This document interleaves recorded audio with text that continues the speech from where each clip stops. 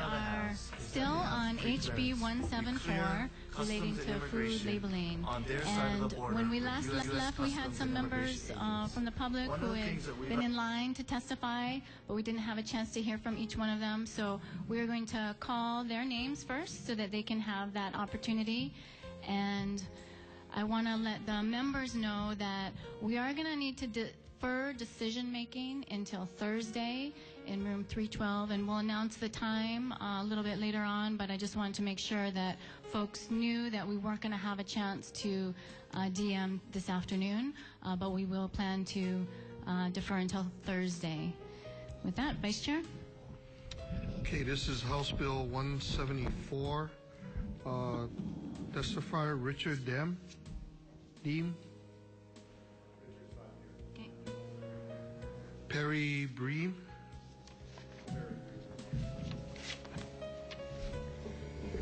Hello, I'm very pleased to meet you. I'm Perry Bream. Listening to the testimony thus far, I was reminded of a comment Abraham Lincoln made. The world will little note nor long remember what we say here. And I think he probably had it pretty much on the button.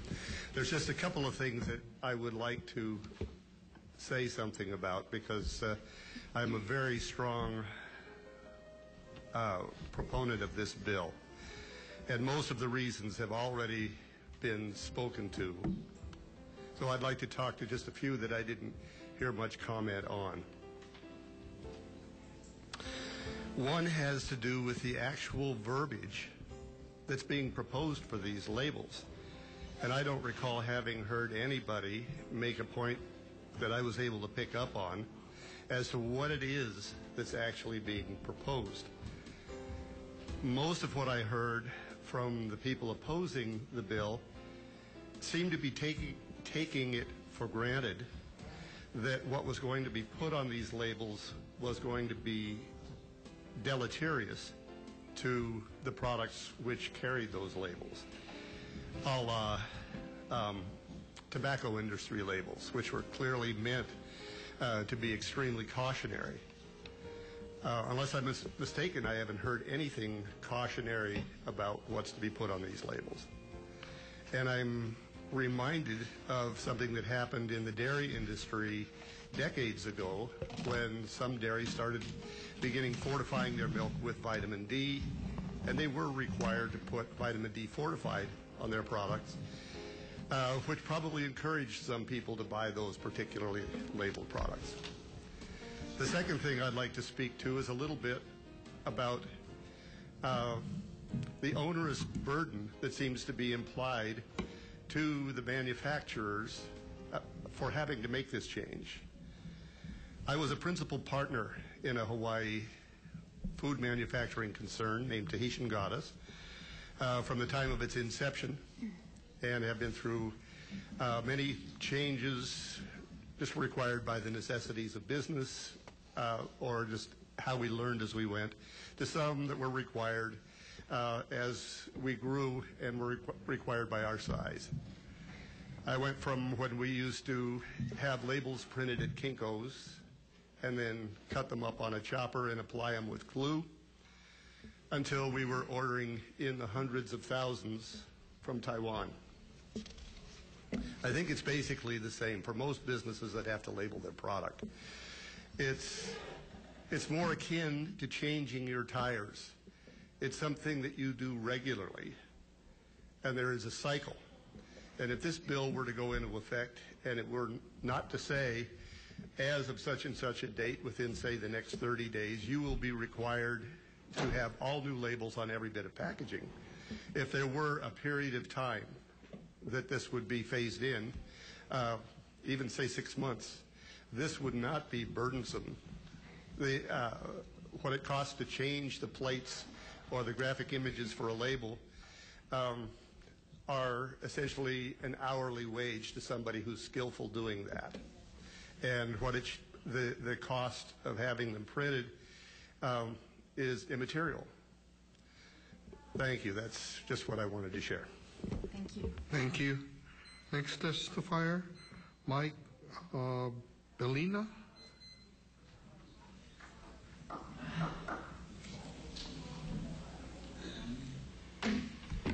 Hello?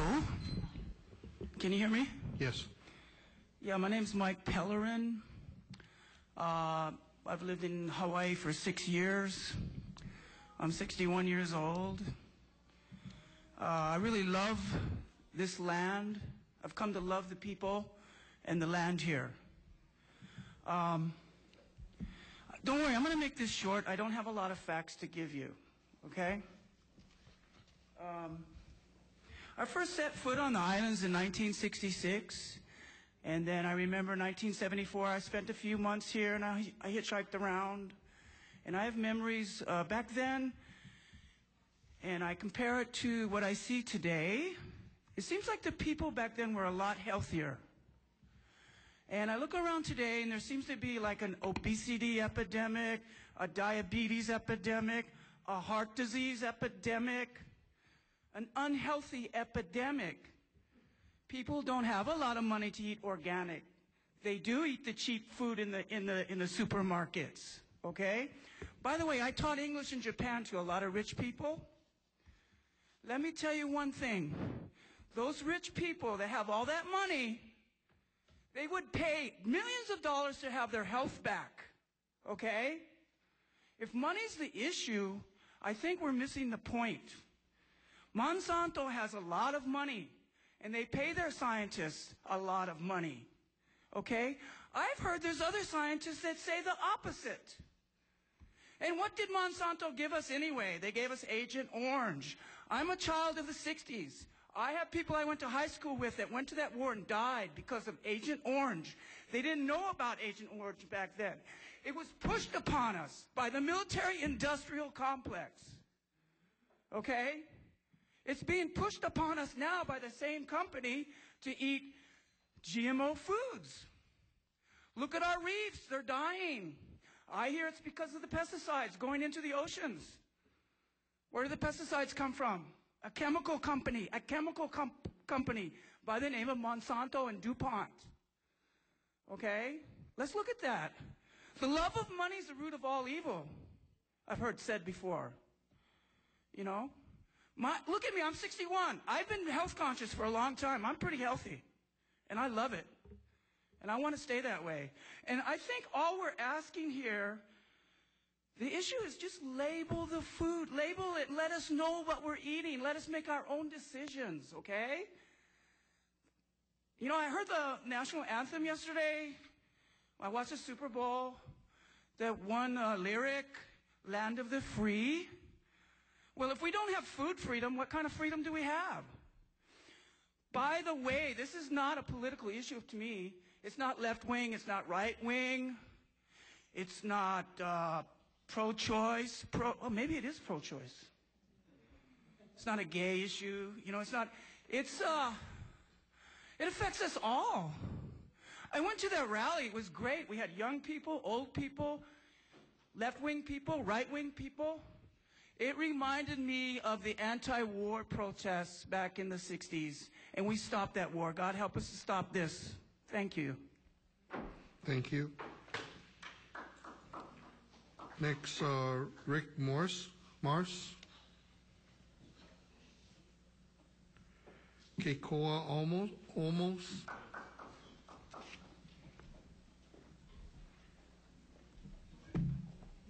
Hello, and thank you for hearing us. My name is Nicole Almost, and I am a concerned youth.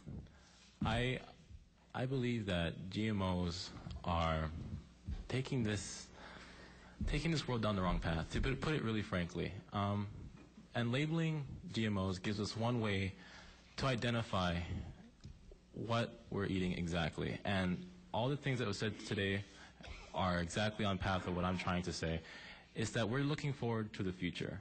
And if we don't have a future to look forward to, why even be concerned with our health? We don't even have the resources in the land to continue this kind of lifestyle that we have now. The way we make the food on giant monocultures, spraying tons and tons of pesticides to counteract the lack of evolution from those monocultures, is a dead end. This is a dead end.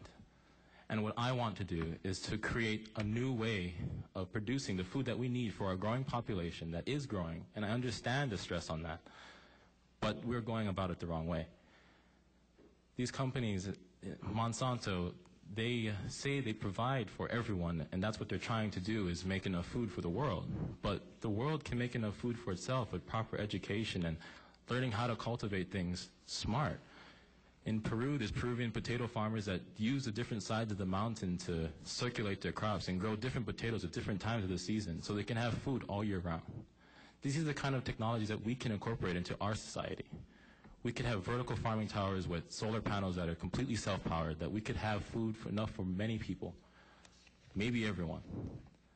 And this is a matter that affects everyone, down to the individual, from the old to the young. It doesn't matter who you are. Even the people working in Monsanto, at some point, these interventions in our food are going to come back around full circle. Doesn't matter when, it will happen. Thank you. Thank you. Tony Williams.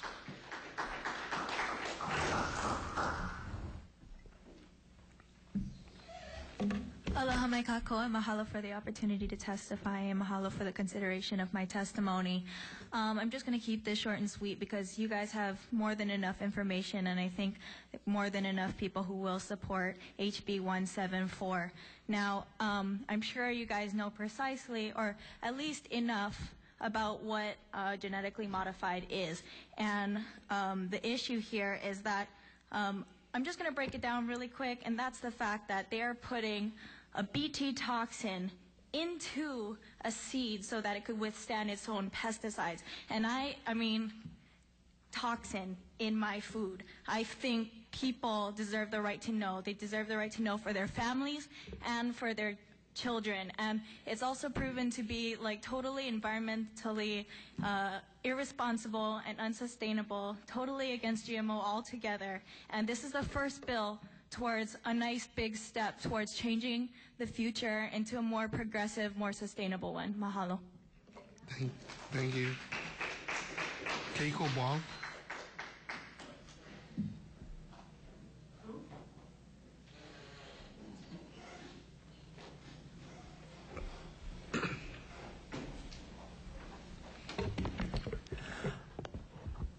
Aloha, what's left of the committee.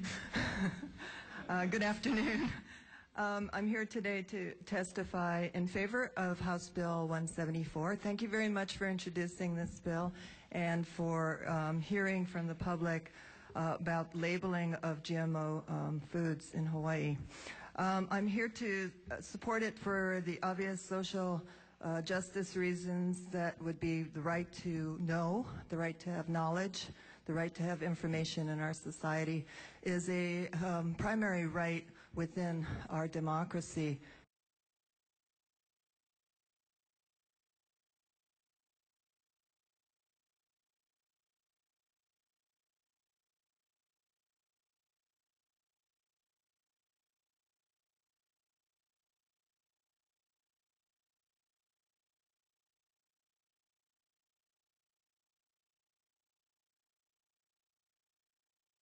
They have the right to know, and therefore I'm supporting this bill.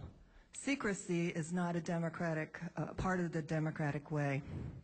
And more in Hawaii, people are becoming concerned about real health of their Aina and their families. They're asking more questions for good reasons.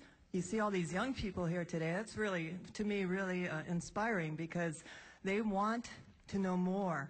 And I don't think it would cause the large companies that are pushing for GMO products in Hawaii and farming, I don't think it'll cost them a drop of what they make in profits around the world to label. They already do it, as someone pointed out, for the papaya industry. Papayas that go to Japan are already labeled, so they just need to do what they do now for those products locally, do that here as well. You know, I'd just like to remind everyone that I'll just say one more thing. I'm sorry. I follow campaign financing in Hawaii, and I see how much money flows through the legislature from Monsanto, Syngenta, DuPont, and about 3 other chemical companies that are pushing for GMO products in Hawaii and fight bills like this. And I think, the real reason that these bills never get passed is that the money that's coming in from these companies via campaign funding for candidates to get elected, it's unreal. It's like thousands and thousands of dollars. They're paying people that are supposed to be representing the voices of Hawaii to represent the interests of these international corporations. And that's the real problem. So I just went to the Senate to see if the companion bill was going to move. I heard from my legislator that he's not even planning to hear it. But I'm hoping that these young people here will go to the Senator Nishihara, and support this the same mate of this bill in the Senate, and we'll try to see if we can move this along this time in our legislature, despite all the money coming into the politics. Thank you. Thank you.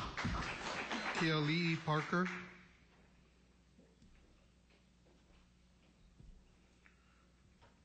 Blake Walsh.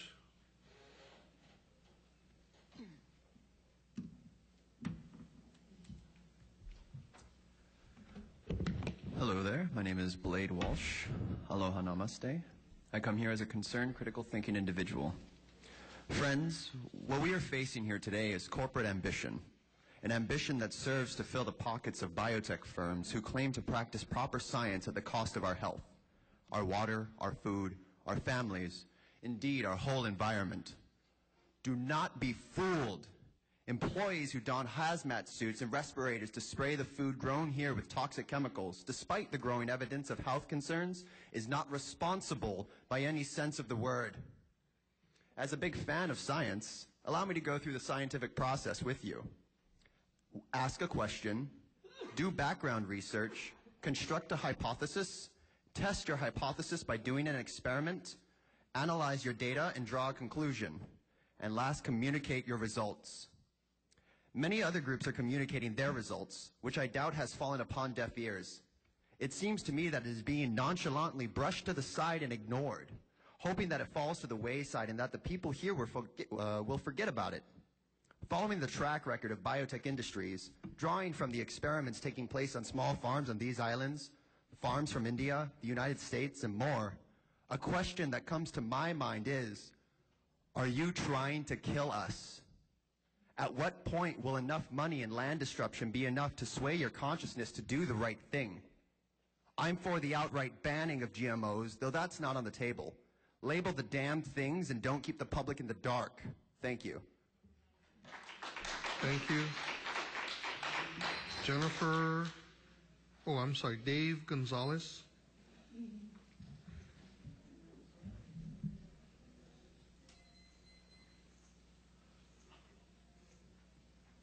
Aloha.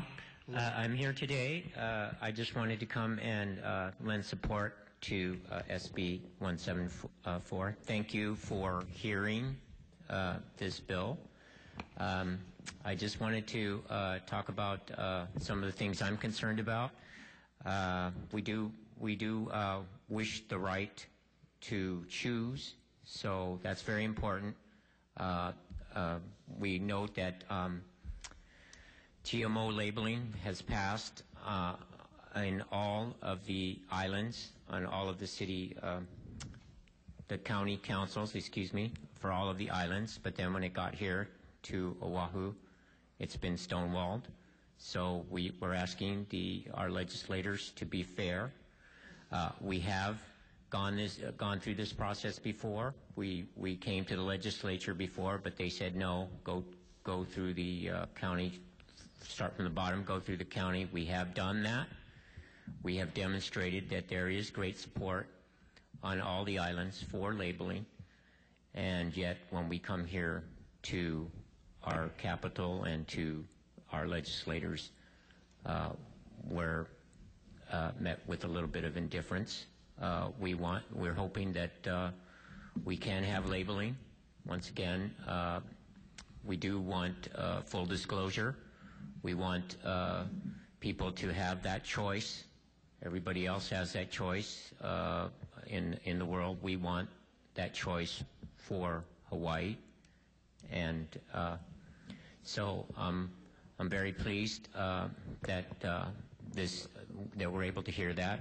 I hope that we can hear have our bill heard on the other side. So we're asking we're asking everybody to call to their legislator and ask them to please hear the bill, the labeling bill.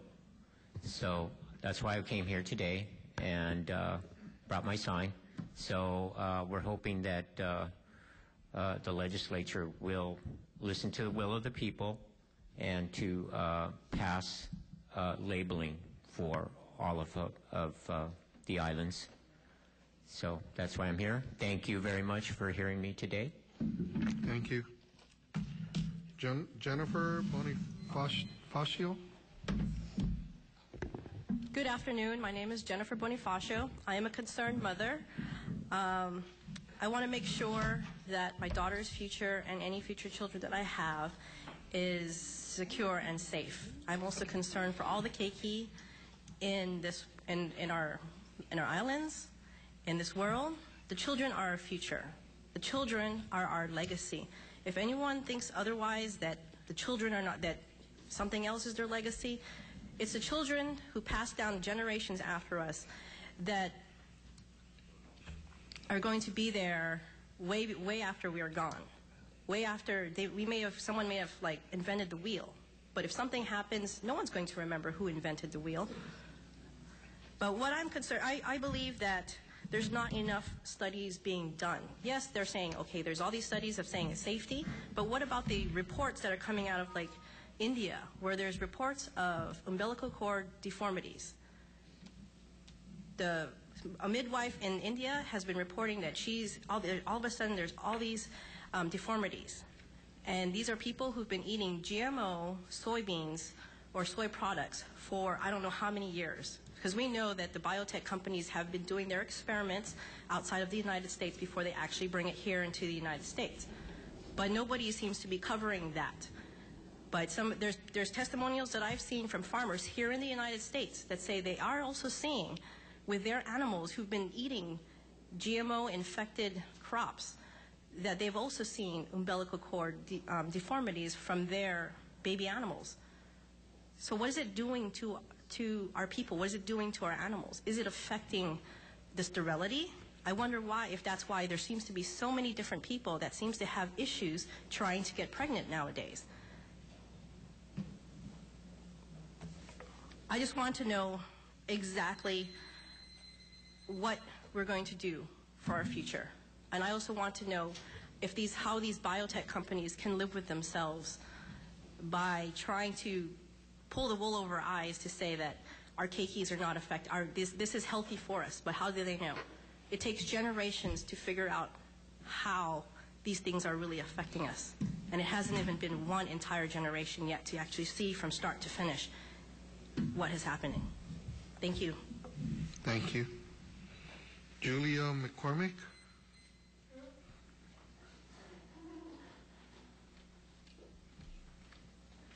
Aloha, and thank you for being here and listening to us. I'm not sure what happened to everybody else that was there earlier, but my name is Julia McCormack, and I appreciate your time. I know it's been a long morning. Anyway, I trust you all had a nice lunch today, and you chose wisely.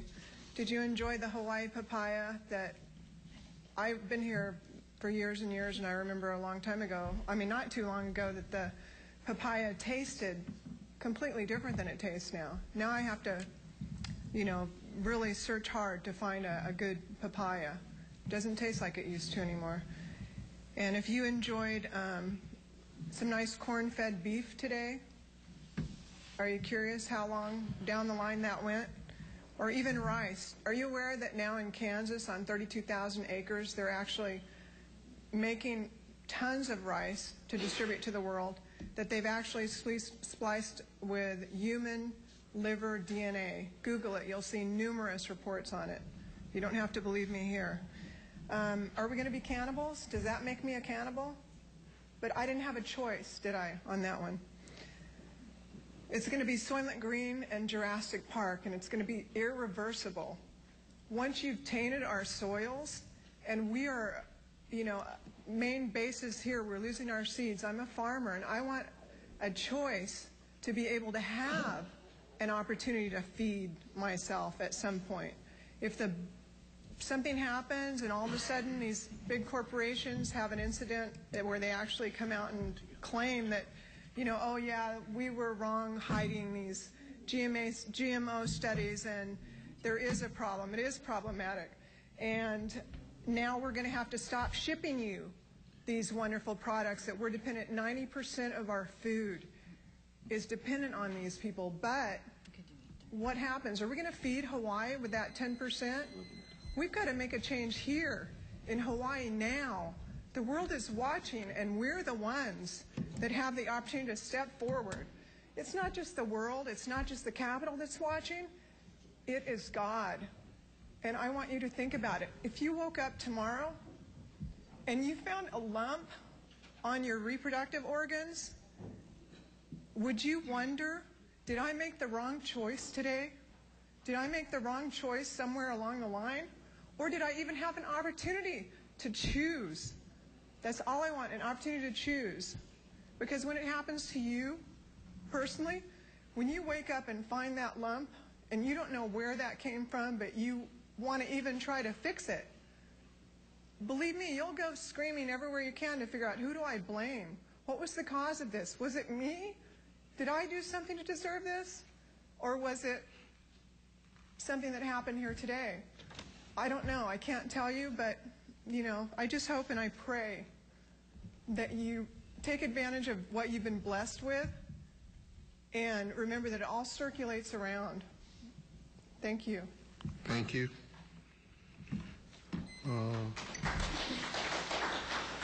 Representative from Cumali. I think it says Laurie or Lance. Lance? Oh. Aloha, Kakou. Aloha. I'm Cumali Lancelot, Haile Lincoln. I'm direct descendant of Kamehameha I. I'm here to support this bill. I don't want GMO on my land, my people's land. Yes, I support labeling GMO, but more importantly, I support to remove these companies off of our aina. They are poisoning our aina, and this is very wrong. When those people in the other 48 states, 49 states decide they don't have enough cacao to send to us in the Metzen containers, what are we going to do? If we continue to allow these people to poison our land, where that we won't be able to grow our kalo anymore on our land. This is very wrong to allow big corporations with money to do this to our children and our grandchildren and us. It is very, very wrong, and this should be stopped completely. These people should be removed from our aina. I work for United Horticulture, so I know exactly what these things do to you and how very dangerous these things are. Because I work for these companies. I've seen it with my own eyes. They show you films. They don't show you films anymore. They show you films because you have to know these things. They're spraying the field. The wind all of a sudden blows in a different direction. All the cars on the road, people on the side of the road, accident, dead. I drove a delivery truck on the island of Maui. I picked up a load at the harbor, bringing it to Derry Road where my company was located. Accidentally, the load shifted. I dropped the load on the road. You know how very dangerous this is? They shut down the whole road. Cops on both sides of the road. No one can pass until we, our company, went there to clean what I dropped off of my truck. So now, if you people think that this is all fun and games and it's not dangerous, believe me, this is very dangerous. Agent Orange, only in Hawaii they allow this product to be used. Nowhere else in the world. My two brothers fought in Vietnam. Today they're both sick because of these things. What are we going to do? Continue to let these people destroy our country, our land here, where we all live, where we all choose to live? Not just the Hawaiian people, Japanese, Chinese, Portuguese, Puerto Ricans, everybody. This is part of your aina, like it is ours. It is your country, like it is ours. We must protect it from these people and these corporations that are poisoning our land. Hourly, I say hourly to these people, and please have them label their products. We want to know exactly what we are eating and buying from the stores. If they don't want to do this, tell them they must leave. Back up and leave. Mahalo. Thank you. Is there anyone else who hasn't testified, wants to testify? Could you please state your name, please? Aloha mai kako. My Aloha. name is Juanita Cowman, and I am the subcommittee chair of the Environmental Caucus of the Democratic Party of Hawaii. I'm also an executive board member at large and a Native Hawaiian citizen advocate. Mahalo, Jessica, Chair Woolley, and Vice Chair Onishi, and members of the House Agricultural Committee. I am here to testify in strong support of House Bill 174 relating to food labeling. The Environmental Caucus of the Democratic Party of Hawaii and the Democratic Party of Hawaii support the need for food labeling as reflected in our current 2012 Democratic Party of Hawaii State Convention, which adopted a resolution to go ahead and support the labeling of GMO products. The focus of the world food supply needs to shift from its current focus on generic food ingredient labeling to what has been adopted in other parts of our nation and across the world specifically regarding genetically modified or genetically engineered materials in whole food labeling. Hawaii must support our right to know, protect our health, and not give in to anti-labeling proponents that claim it is too expensive to label. The solution could be as simple as a sticker. Hawaii could have an import rule for manufacturers to state whether their product is intended to be GMO or GMO-free, and whether it has been tested. Even the smallest producers would not be hindered with use of an additive sticker method. So there is no economic stumbling block for even the smallest mom-and-pop operation to sell products in Hawaii. No labeling only benefits the producers, both in terms of profit and plausible deniability. If we do not label it, we cannot track it. If we cannot track it, we cannot prove or disprove it was responsible for food allergies or illnesses. Not labeling GMOs harms Hawaiian agriculture. The Hawaii papaya growers have not had to notify Hawaii's consumers about the GMO status of their papayas. Why should Japan know if their papaya is GMO and Hawaiians not have access to this information? We are only hurting ourselves and the long-term viability of valuable agricultural crops. The Environmental Caucus of the Democratic Party of Hawaii strongly supports GMO labeling and House Bill 174. Mahalo for the opportunity to testify. Thank you. Anyone else?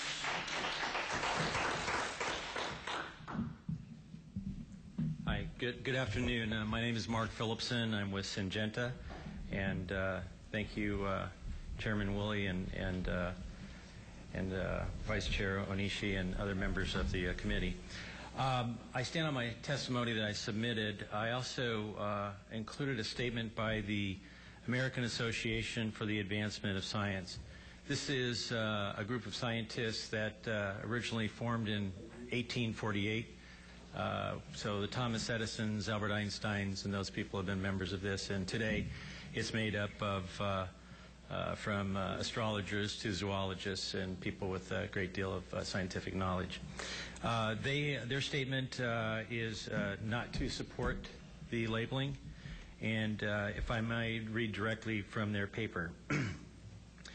In order to receive regulatory approval in the United States, each new GM crop must be subject to rigorous analysis and testing. It must be shown to be the same as the parent crop from which it derived, and if a new protein trait has been added, that protein must be shown to be neither toxic nor allergenic. As a result, and contrary to popular misconceptions, GM crops are more extensively tested than ever added to our food supply. There are occasional claims that feeding GM foods to animals causes aberrations ranging from digestive disorders to sterility, tumors, and premature death. Although such claims are often sensationalized and receive a great deal of media attention, none have stood up to the scrutiny of rigorous scientific scrutiny. And it goes on to say that the FDA does not require labeling of a food based on a specific genetic modification procedure used in the development of the input of the crop. Legally mandating such a label would only serve to mislead and falsely alarm consumers. Thank you. Thank you. Anybody else?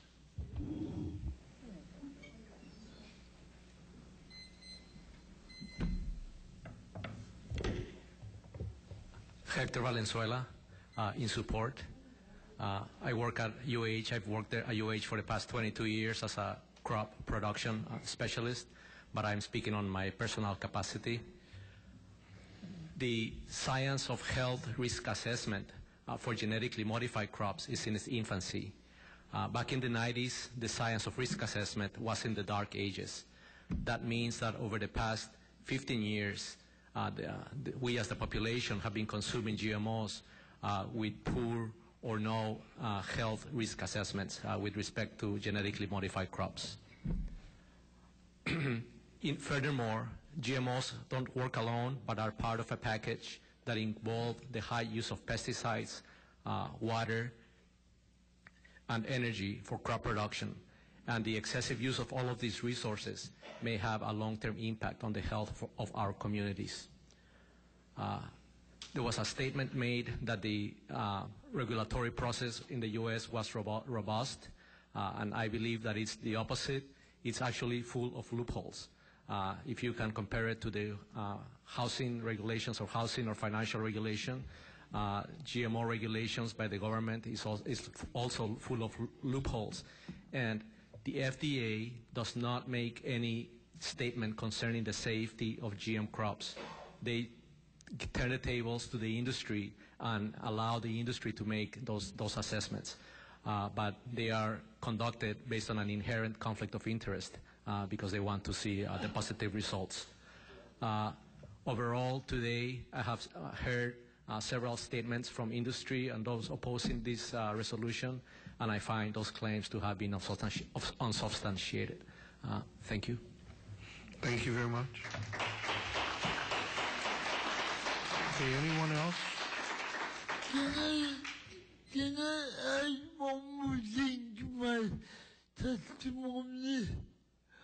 I just wanted to add one more thing to my testimony that I already submitted, and that is that after hearing all these testimonies, yeah, I would highly urge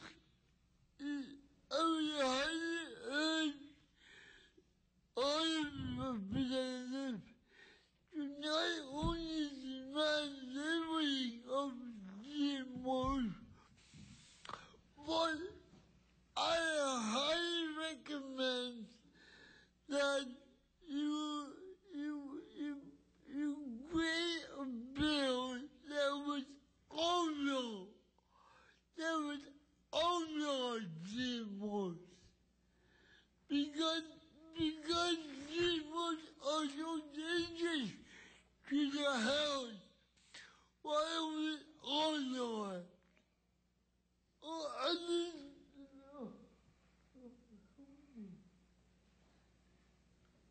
He's strongly recommending to outlaw all GMOs. because of what I heard today, because of the health factors.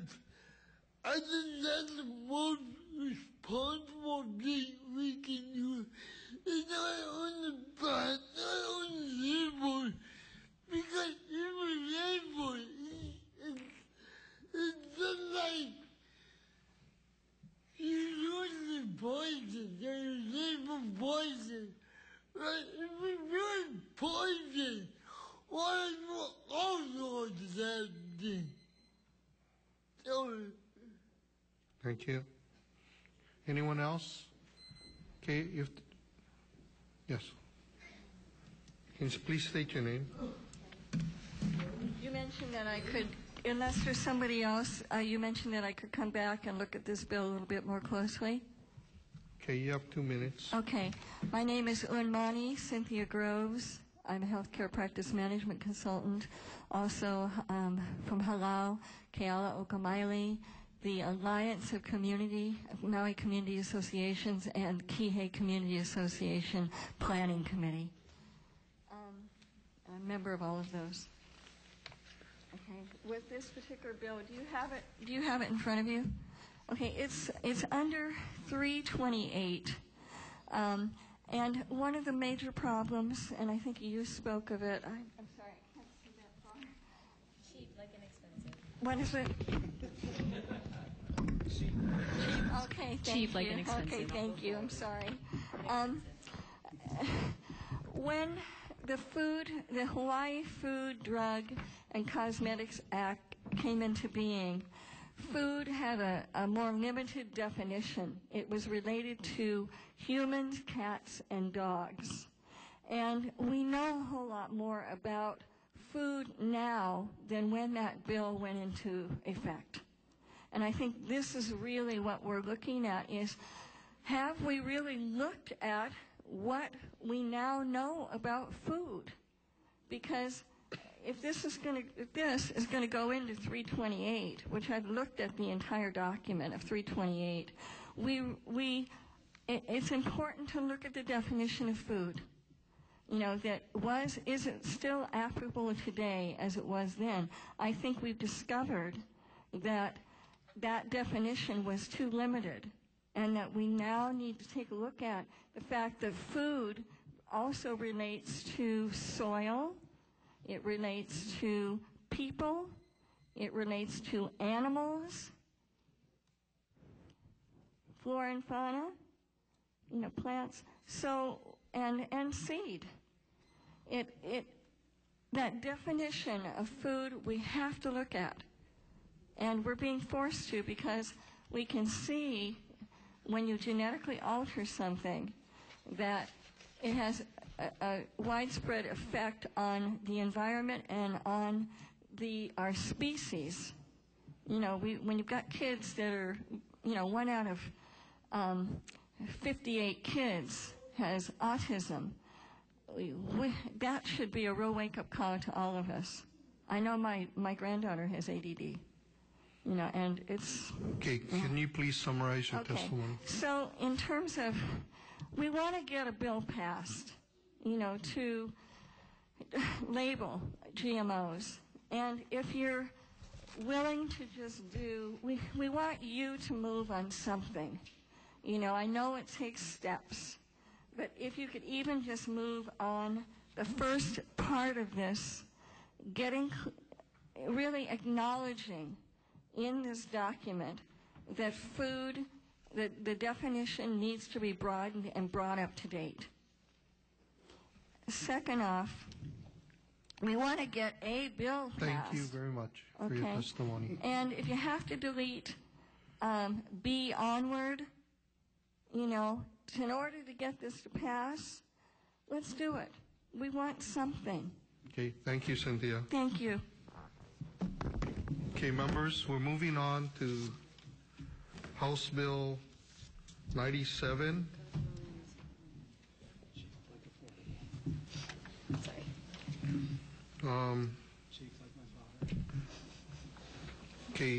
Testifiers William Ayla, Department of Land and Natural Resources. Comments? Thank you. Russell Kokubun, Department of Agriculture, comments?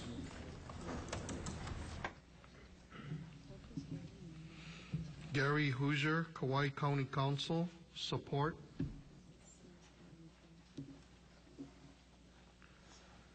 Douglas Vincent, PhD, oppose. Javier Mendez Alvarez, support. John Schinner, support. Lynn Howe, support. Nancy Devantes, support. Robert Paul, oppose. Gregory Firo, oppose.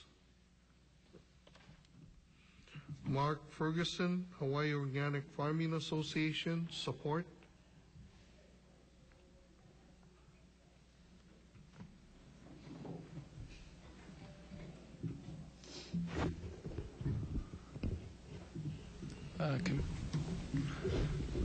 Committee members. So HOFA strongly supports the passage of this bill for the following reasons.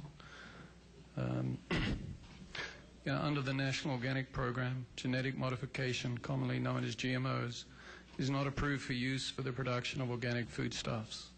The production of GMO foods presents the risk of contamination in the growing, processing, and handling of organic foodstuffs, and thus GMO foods pose an economic threat to organic agriculture and farming. Organic farms close to neighboring GMO fields are at risk of cross-pollination and contamination from GMOs, causing potential economic loss and hardship to Hawaii's organic farmers. Food production in Hawaii should be moving towards more sustainable, pono or righteous, keeping in harmony with the state's motto, methods of agriculture, foods and farming methods that are in harmony with nature. Not using harmful chemicals such as insecticides, herbicides, chemical fertilizers, etc. GMO foods are moving in the opposite direction, and their production results in unnatural foods with unknown long-term health and environmental risks and increased chemical use in the production of food. Hawaii's agricultural land should be utilized to grow foods for the people of Hawaii, preferably grown using sustainable organic farming methods, to provide Hawaii with food self-sufficiency and security. They should not be being used as a laboratory to test the growing of GMO crops, which do not contribute in any way to food security in Hawaii. GMOs, once released into the environment, cannot be recalled. The long-term impacts of GMOs on the environment and on other species of life and the ecology are little understood. Currently, GMO companies are free to grow experimental GMO crops in Hawaii with little or no oversight and without public knowledge. Public hearings and a review by the Department of Agriculture will provide this necessary oversight. Please vote in favor of House Bill 97. Thank you.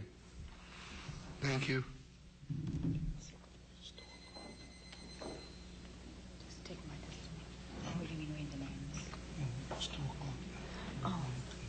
Yeah, we can continue. We just can't DM. Yeah, just keep on. Alan Gottlieb,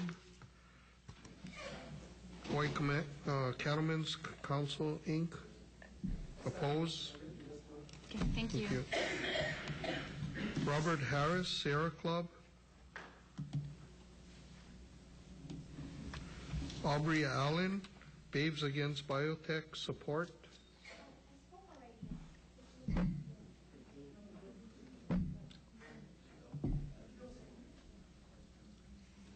Go to the next one. Benjamin Schaefer, support. Brenton Pang, support. Carl York, support. Cecilia Hartman, support. Claire Jumonville, support. Courtney Brunch, support. GMO Free Maui, support. Cynthia Chun, Support. David Dinner, support.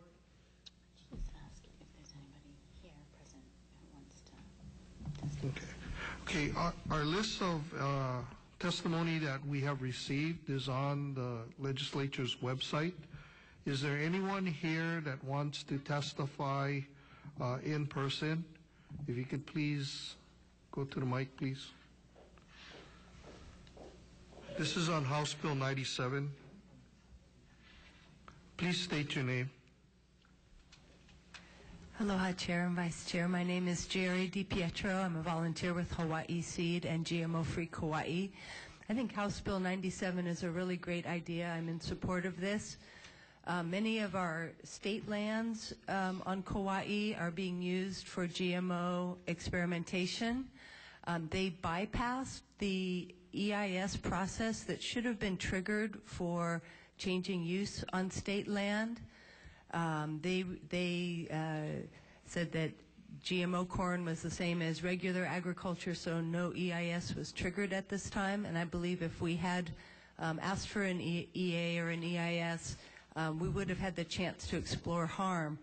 On our island, we have had experimentation of several crops that are also have indigenous relatives.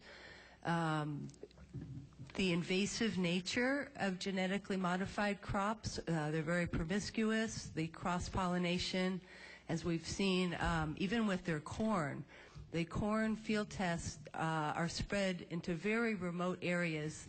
The biotech companies even stay away from themselves because of the traveling of pollen. We've seen this with papaya. The UH Seed Bank had contamination, because not only is there the danger in eating the fruit, but you have the seeds to contend with. So I think for the protection of our native species, we have seen GMO tests of rice, sunflower, and cotton, which all have indigenous Hawaiian native plants. We've also have had bent grass experiments, Roundup resistant grass experiments on Kauai, which is very hazardous. They've been left to go to seed, and if the pollen had transferred into the wild grass population, we could have much more in the superweed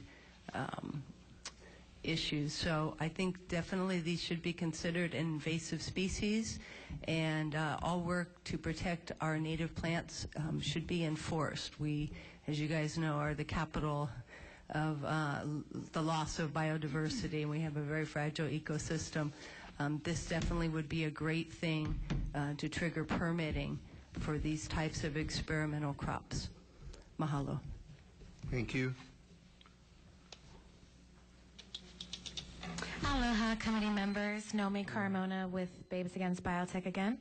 Want to voice our strong support for HB 97. I did submit extensive written testimony. Just going to give you a couple of points I find pertinent. These are an invasive species. This is the most invasive species you can possibly think of because it changes the genes. It doesn't just take over an area or a habitat or a food supply. It actually takes over the genetics, which is highly concerning. Of course, the pesticide use that's inherent with GMO farming practices will affect our unintended targets in the area. We actually have found even just the spraying of GMO herbicide atrazine changes the sex of frogs. They're spraying this in Hawaii on us. I don't want to have unintentional mutated hermaphrodite grandchildren, quite frankly. It's that important. These open air releases contaminate both conventional and organic farms, and it's undesired. So when those farms are passed down from generation and generation, those seeds are saved for 10 and 15 and 20 and hundreds of years.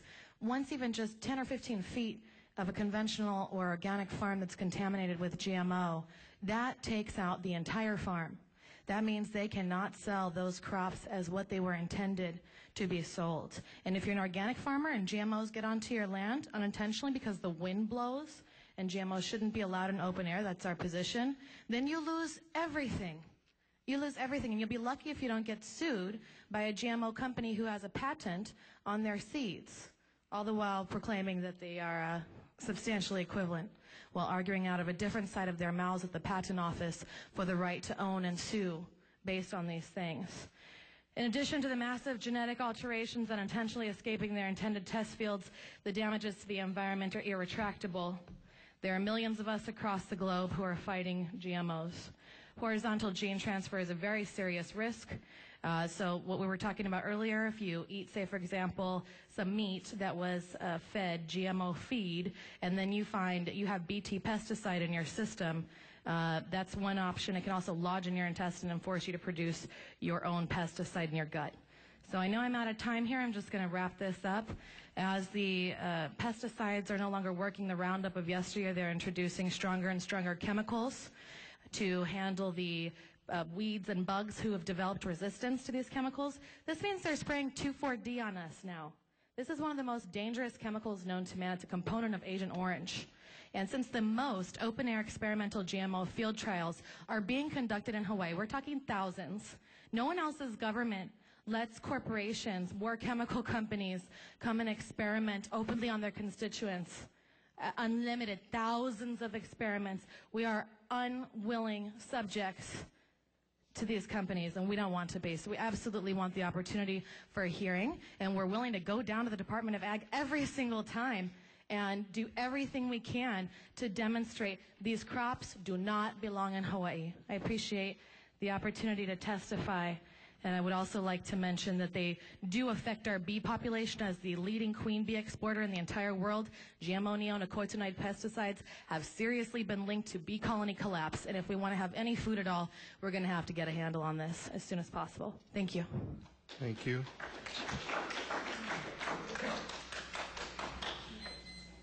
My name is James Macy. I want to thank you for this bill. It's an excellent bill. I strongly support it. As part of this approval process, we need to make sure that these companies can give us an assurance 100% beyond a doubt that these things are safe, and not some study funded that they did. I'd like to see some kind of independent study involved in that process too before we approve this. Thank you. Thank you.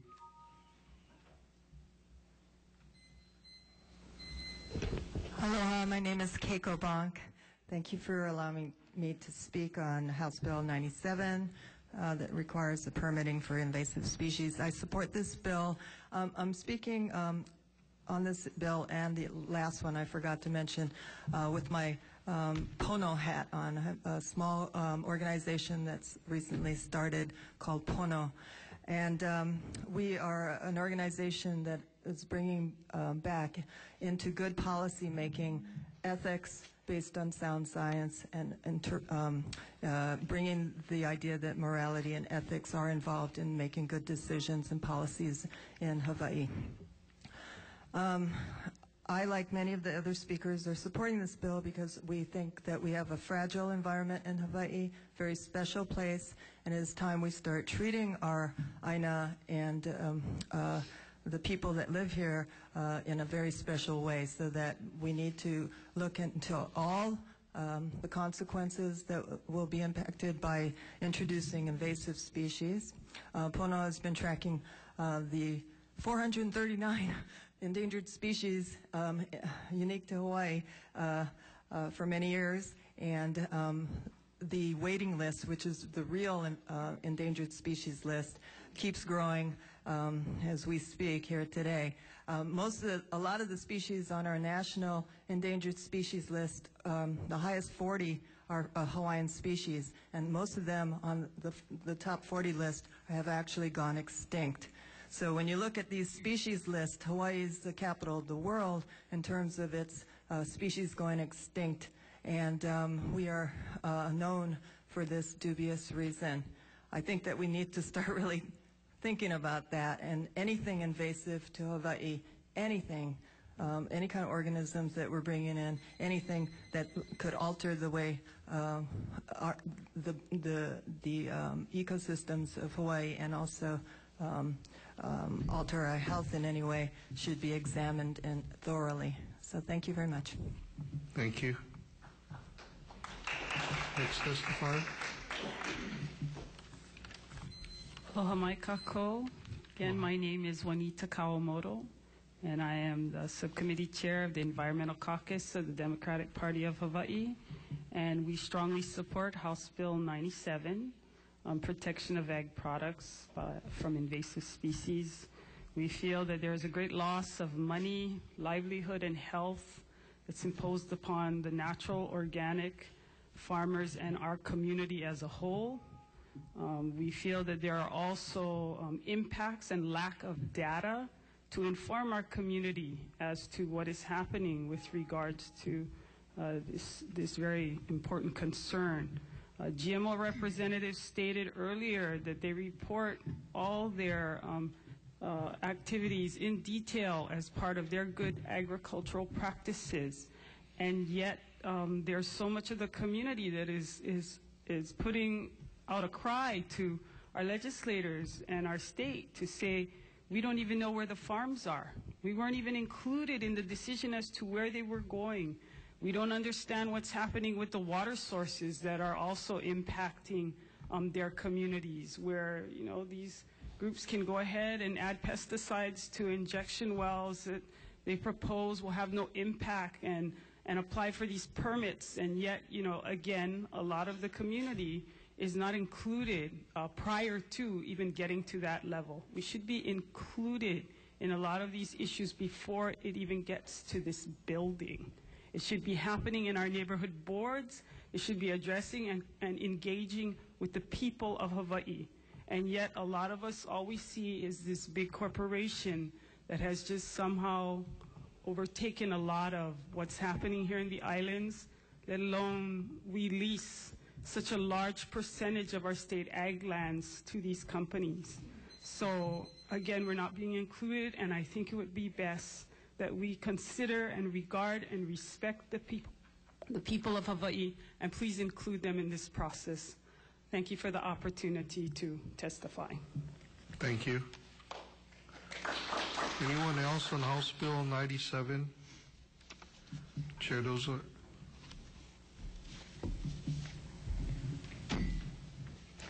Aloha again, Chairman and Committee. The main concern that I have with HB 97 is that it looks like the Department of Ag has the final decision on our health with the permits. And I have concern about that whether or not the Department of Health has a joint say in terms of the final permit. Because I would want, as a person who wants to be healthy, I would want to know that the Department of Health was totally behind a permit. That, since GMOs have been so allowed in Hawaii, I think we really need to start giving credence and value to rules and regulations that would be coming up through the Department of Health and be applicable to a permit. Does the Department of Health have anything to do with getting this permit? That's my first question. Well, actually, we're not taking questions, but no, at the moment, no. Okay, so I would say somehow getting this into this, if this bill passes, that would be a very important consideration, because right now we're not being considered. It's really just, I think it's exciting that you're getting out creative things. That's what the mind does. It loves creativity and new things, novel things. But there's an impact to our health, and looking at the updates with that through the Department of Health should be included in this in terms of my recommendation as a health professional and consultant. Thank you. Mahalo. Thank you. Madam Chair, that concludes the list of testifiers for House Bill 97. Okay, members, any questions? Okay, with that, we will move on to HB 747, relating to agriculture. Vice Chair. If I might have a potential conflict, do I need to say that? No. Not committee. We're not going to. Just in the. Chair. The first one you didn't ask for any questions. You went right to 97. So Oh, Yeah, that was my fault. Sorry, but do you want to ask questions? No, I can wait to the end. And then we can go back. Okay. Sorry. Well, you had questions on the previous one. Yeah, on the first bill. You want to do that now? Just give Go ahead. Okay, House Bill 747, Russell Kokobun, Department of Agriculture, comment. Natalie Chi, Department of Attorney General, comment. The Attorney General stands on it. Thank Thank you. Pamela Very, oppose. Alan Gottlieb, Local Food Coalition, support.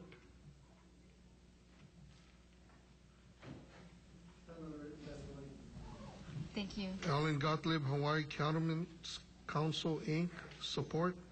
We just urge you to pass this bill on. It's very important to our local livestock producers, meat and poultry producers, and we recognize that the Department of Taxation and those departments, we really don't have some concern with the language, and we look forward to working with them to further the intent of this bill. Thank you. For Ag Hawaii, support. Karen Coswell, Kauai Cattlemen's Association, support. Is there anyone else that wants to testify on House Bill 747? Scott McFarland, Hawaii. Can you please go to the mic, please? Scott McFarland, I'm Vice President of the Hawaii Farm Bureau Federation. We submitted late testimony. We'll stand on that testimony in support. Mahalo.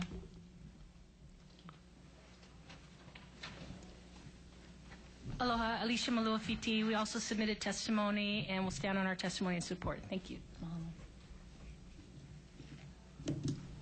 Madam Chair, that's the list of testifiers for House Bill 747.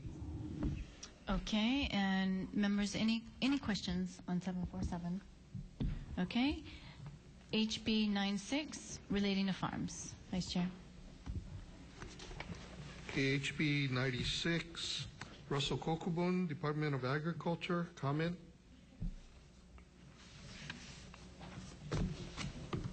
Javier Mendez Alvarez, in support. Lo Kalapa, Tax Foundation of Hawaii, comment. David Arakawa, Land Use Research Foundation of Hawaii, support. Benjamin Schaefer, support. Benton Pang, comment.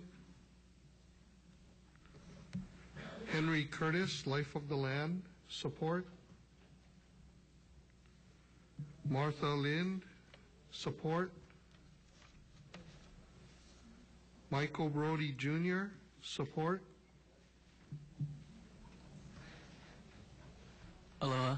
I stand on my written testimony in support. I'd just like to point out, in all of this language where we're referring to people as consumers, I'd just like to point out that tuberculosis was once called consumption because it consumes the bodies of its victims.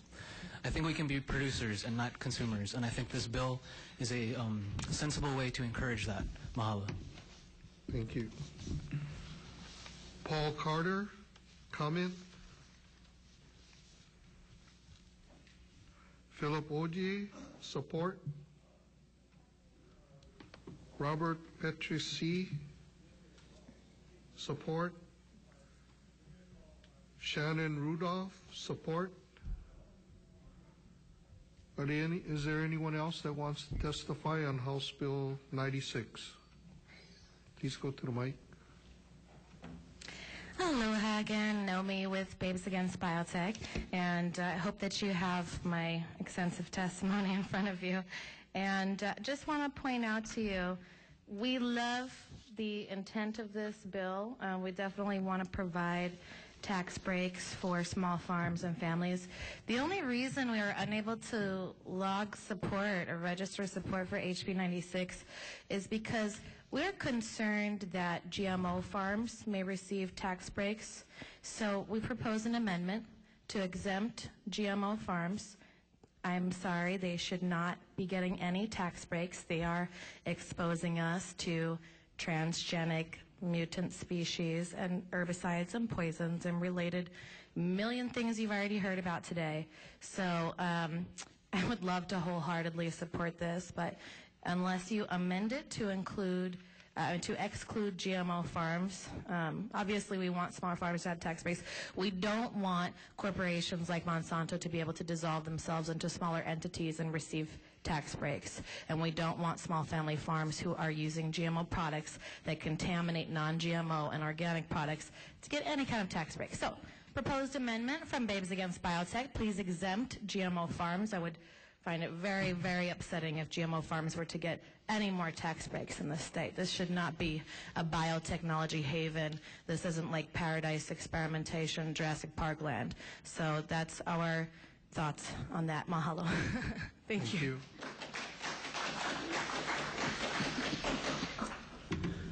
Good afternoon, Scott McFarland, Vice President, Hawaii Farm Bureau Federation. We do support the intent of House Bill 96, and we have in our written testimony provided a suggested amendment relating to making sure that all family farms and types of family farms are eligible. Thank you. Thank you.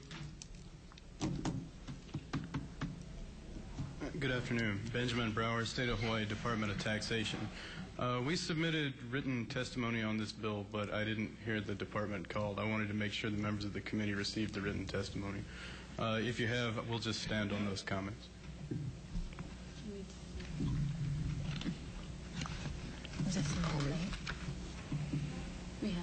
We have it. I think we have it, but if you could wait for a couple minutes and we'll double check before you leave.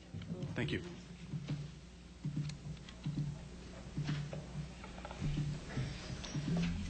Mark Ferguson, President of HOFA, Hawaii Organic Farming Association. We didn't submit testimony on this bill, but we support it, and we would suggest perhaps you could look at a higher exemption level. Thank you. Thank you. We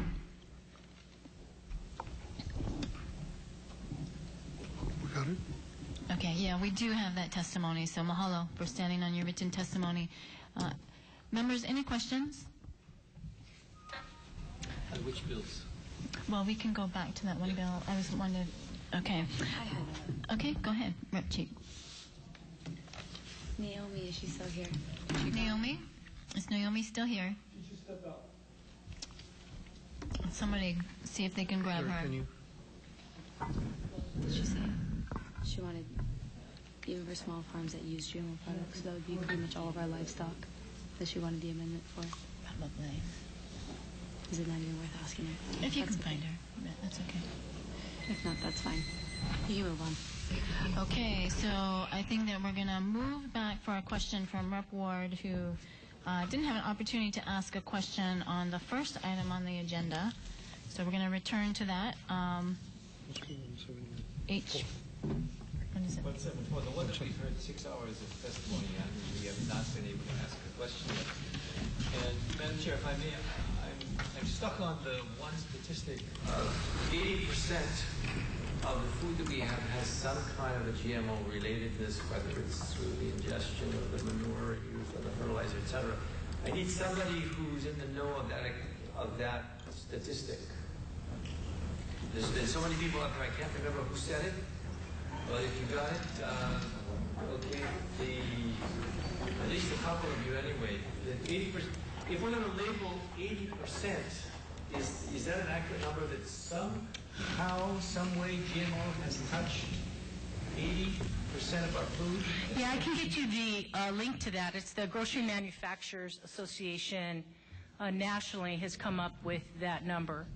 And there's a variety of biotech ingredients that are used today that including preservatives. So basically, it's 80% of the food. But isn't GMO basically still soybeans 80% and corn? It's all a byproduct, right? And it's a lot of the preservatives and and it's the oils and a lot of the oils that come off as a byproduct of corn or soil or canola or any of those products. Foods that a lot of the processed foods. So that's where they came up with but I can get you the link. In fact, I think Rep. Woolley asked for that once from me, so I can get it to you. Does someone have a contrary opinion on the 80%? Or additional information about that? I don't have a contrary opinion. The 80% relates to processed foods. It's not relating to fresh produce. So the main crops are corn, soy, canola, and cottonseed. So you're getting a lot of cottonseed oil and canola oil, and that's a common ingredient, sometimes just called vegetable oil within a lot of processed foods. There's high fructose corn syrup and corn starch, things like that are quite small ingredients in processed foods. And so that's where the 80% number. If this bill passes, does that mean 80% of all the food that we see on the store shelves gets labeled? That's the question I'm trying to write. Yeah, the bill would. I didn't write the bill or understand the bill necessarily that well, but 80% of processed foods will need to be labeled under this bill. Well, if you had manure that was genetically modified, there's a section that literally refers to the manure part.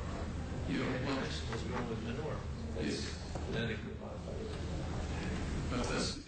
The bill perhaps needs some further thought or further working to, be sure what it's going to do and how it's going to be enforced. Thank you very much.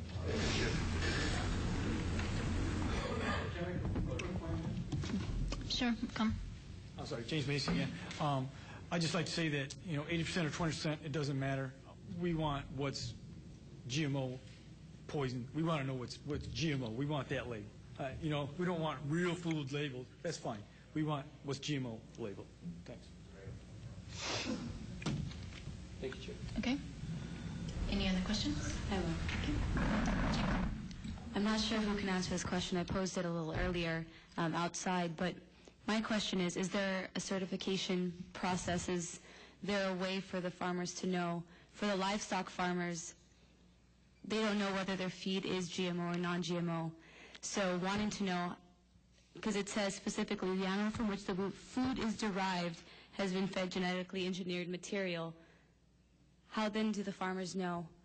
Does the feed have to then be labeled?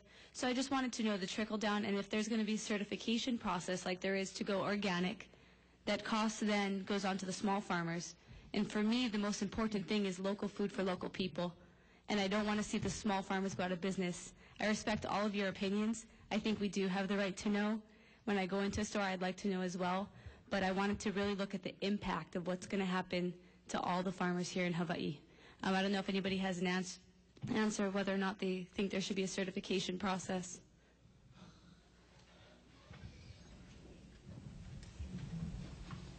Representative, you're asking if there's going to be a certification process to say that something is non-GMO?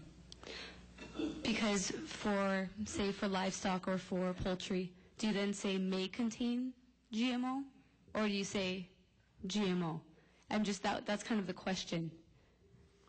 Right. Well, I think the answer lies with the committee, because you're the ones hearing the bill and who may need to modify it or change it. But the way the bill is written, it's saying you have to label things that contain GMOs. So that would mean either the farmers and suppliers have to be able to trace food through the food chain, and because currently the way it's working the opposite way right now, people in organic and people in the natural products industry, they have to, who are making the claim that this is non-GMO, they are having to certify and test. So the tracking, the responsibility lies on the farmer? The responsibility lies on whoever at the point where it's being sold. Under the bill that you're considering, I'm not actually sure at which point where the liability lies. Thank you. Aloha, I'd like to add a little bit to that, if I may, Representative Cheap. 2 sessions ago, we started through the Environmental Caucus a bill to ask for local feed mills to produce local feed.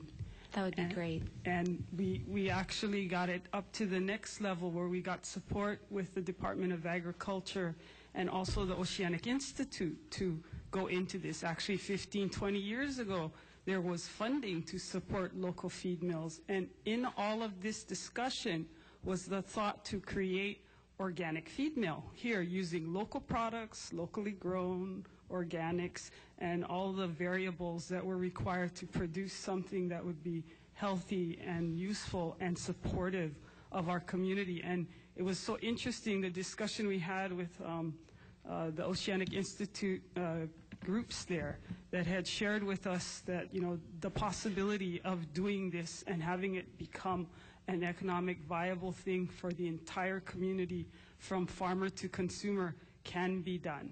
So we just have to continue to, that legislation I know got moved forward last year, and hopefully it's still moving forward, but there is hope out there, and that organic feeds are currently being used, but at a very high cost because of shipping. It's about transportation and distribution. So really here, the concern about trying to identify that specific need with regards to the manures, then leading back to the feeds and all the things that impact the whole food, then the processed food, is possible. But it's up to all of us to get involved and help it happen. Thank you. Yes, I just raised that question because we all know that there's no large local feed producer here, so just wanted to bring that up. Thank you for addressing that. You're welcome. Okay, thank you. And I want to express appreciation for everybody who took the time out of their valuable day to come testify on these measures. We're going to